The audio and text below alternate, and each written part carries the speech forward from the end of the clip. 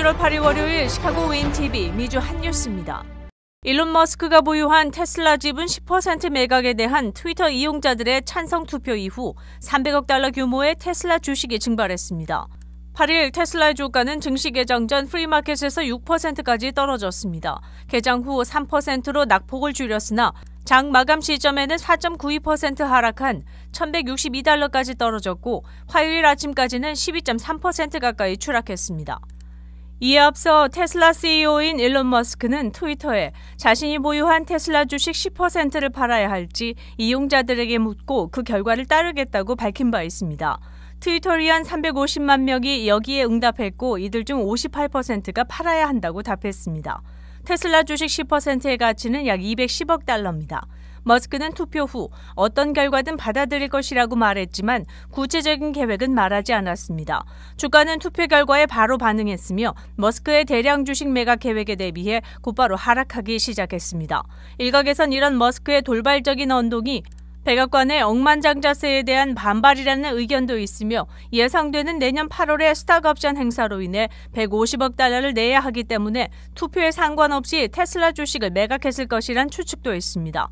이와 관련해 일론 머스크의 형인 킴벌 머스크가 트위터 여론조사 직전 테슬라 주식 1억 9천만 달러를 매각했습니다. 그는 스톡옵션을 사용해 2만 5천 주를 구입한 다음 주당 1,230달러의 가격으로 1억 890만 달러, 8만 8,500주를 매각했습니다. 일론 머스크는 3,230억 달러의 순자산을 보유하며 전 세계에서 가장 부유한 사람으로 알려졌습니다.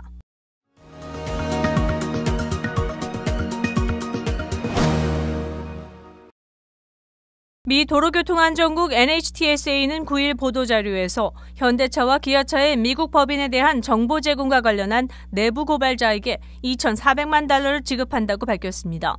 알려진 바에 의하면 NHTSA가 내부 고발자에게 포상금을 지급하는 것은 이번이 처음인 것으로 알려졌습니다.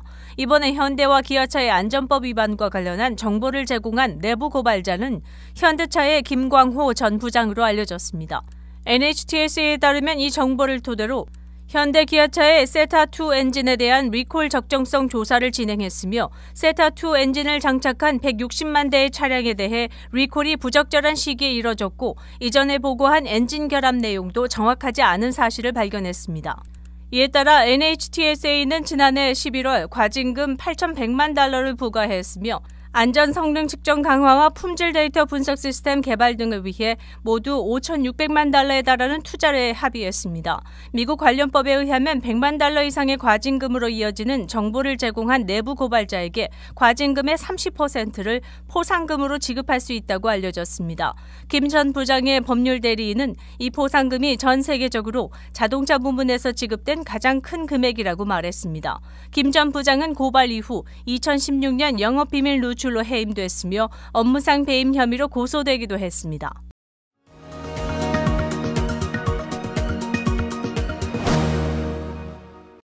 여덟 명의 사람들이 관중들에 의해 압사 사망한 콘서트를 열었던 힙합 뮤지션 트래비스 스캇이 사고에 대해 언급한 것으로 알려졌습니다.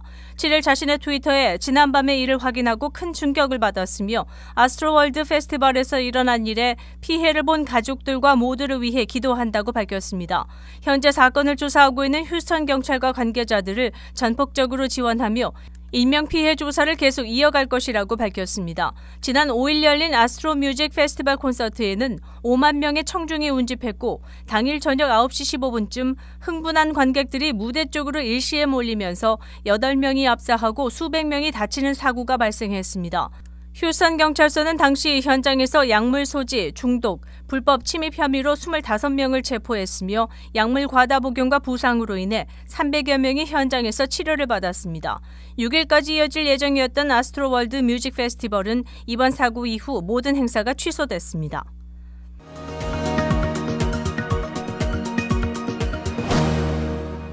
미국 최대의 인터넷 전화 서비스 업체인 컴캐스트에서 지난 8일 밤부터 전국적인 서비스 장애로 인해 수만 명의 사람들이 인터넷과 전화 이용이 불가능했습니다.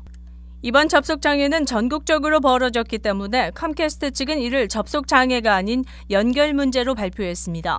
시카고 지역에서의 연결장애는 오전 7시에 시작됐고 인터넷, TV, 모바일 서비스에 영향을 미쳐 아침 일과를 준비하는 수천 명의 관계 직종 종사자들의 불편을 초래한 것으로 알려졌습니다. 이와 동시에 수천 명이 인터넷 액세스 중단 사실을 트위터에 올리기 시작했으며 짧은 시간 동안 5만 건 이상의 컴캐스트 인터넷 중단이 보고됐습니다. 1시간 이상 이어진 연결 중단은 중부 시간으로 8시 30분쯤 복구되기 시작했습니다. 샌프란시스코 베이 지역에서는 8일 밤에 인터넷 중단이 시작됐습니다. 컴캐스트 측은 문제를 해결했다고 발표했으나 근본 원인은 계속 조사 중이라고 밝혀 이런 대규모 연결 중단 사태의 핵심 원인은 찾아내지 못한 것으로 추측됩니다.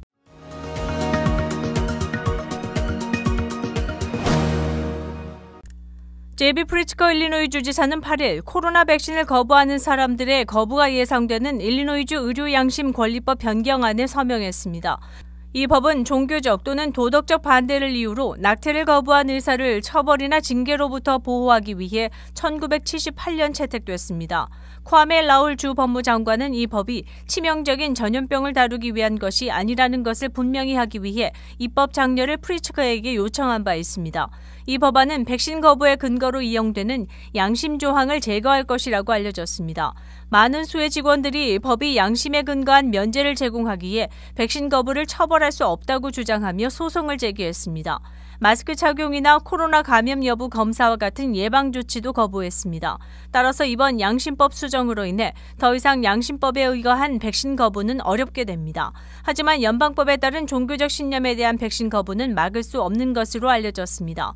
이 법은 2022년 6월 1일 발효 예정이며 민주당원들은 즉각적인 발효를 원했지만 더 많은 찬성표가 있어야 가능하며 공화당원은 반대하고 있어 즉각 발효는 불가능한 것으로 전해졌습니다.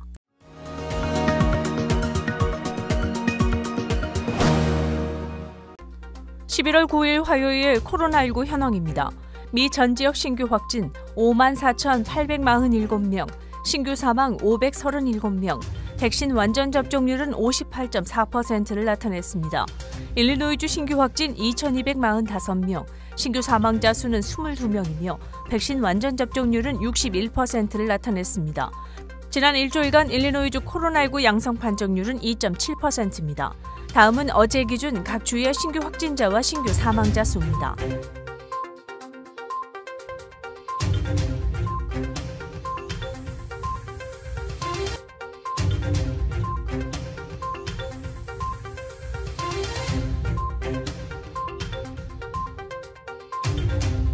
다음은 각 주의 백신 완전 접종 비율 상황입니다.